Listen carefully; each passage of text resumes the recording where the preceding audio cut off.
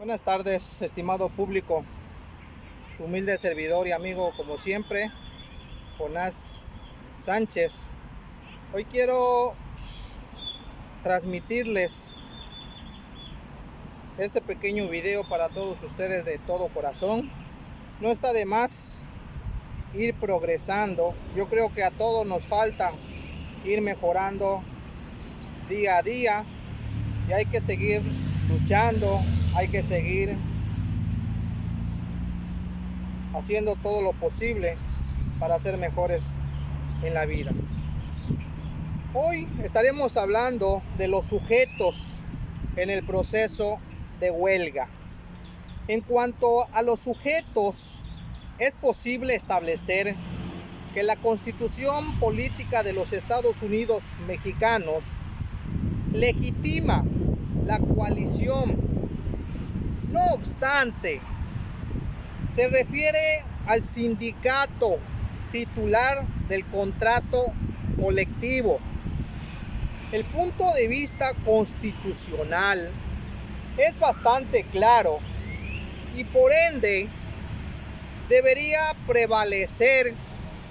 Sin embargo, en la práctica es común que se interponga el incidente de personalidad y con ello se incumpla con la norma fundamental que produce una evidente antinomia que ni siquiera tendría la razón para subsistir.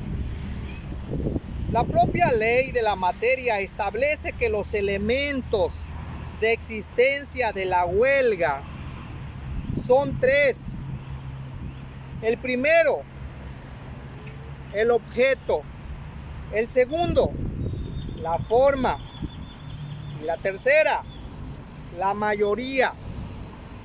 Es curioso que la ley señala el requisito de mayoría, ya que incluso puede ofrecerse como medio de prueba el recuento de trabajadores, pero esa mayoría no debería condicionarse a nada. El aplicarse el principio de que como donde la ley no distingue, no debemos distinguir. La existencia de la mayoría es congruente con el requisito constitucional que legitima como sujeto de la misma a la coalición. Nos referimos a la coalición de trabajadores cuya duración es efímera. Por tanto, difiere de la existencia de que la mayoría provenga del sindicato emplazante.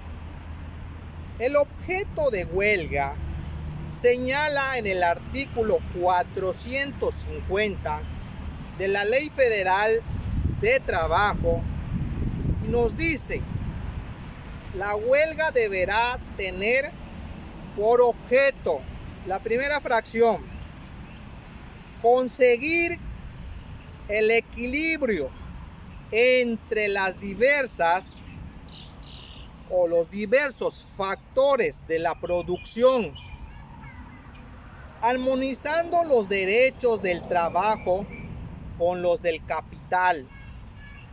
La fracción segunda nos dice obtener del patrón o patrones la celebración del contrato colectivo de trabajo y exigir su revisión al terminar el periodo de su vigencia. De conformidad con lo dispuesto en el capítulo tercero del título séptimo, pasemos a la tercera fracción del artículo 450 de la Ley Federal del Trabajo. Nos dice obtener de los patrones la celebración del contrato, ley y exigir su revisión al terminar el periodo de su vigencia, de conformidad con lo dispuesto en el capítulo 4 del título 7.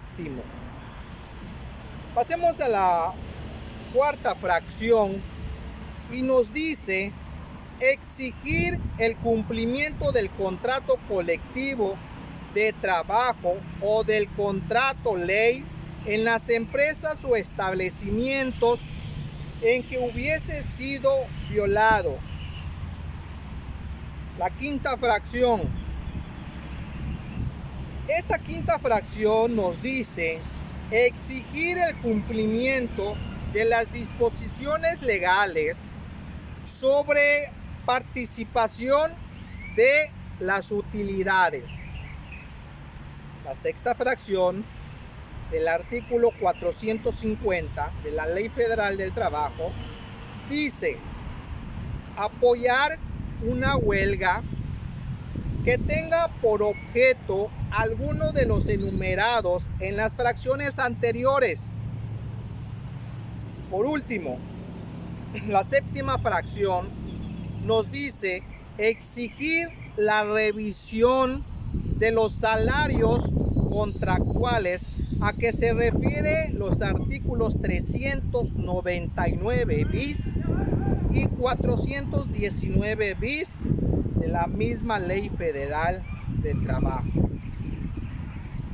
Continuando con esto, agregándole a esto, hay que hacer notar lo discutible que resulta la subsistencia en la norma de la denominada huelga por solidaridad, debido a que el patrón cumplido es afectado en su empresa cuando sus trabajadores se solidarizan, se unen con otro proceso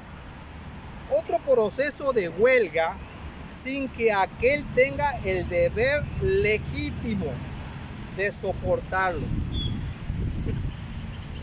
Desde luego, lo anterior se justifica en el sentido de que se trata de un derecho de clase y por tanto los trabajadores pertenecientes a la misma pueden solidarizarse, unirse para apoyar y así presionar a los otros patrones que a su vez puedan incidir desde el punto de vista material para que el patrón a quien le estalló la huelga originaria llegue a una solución.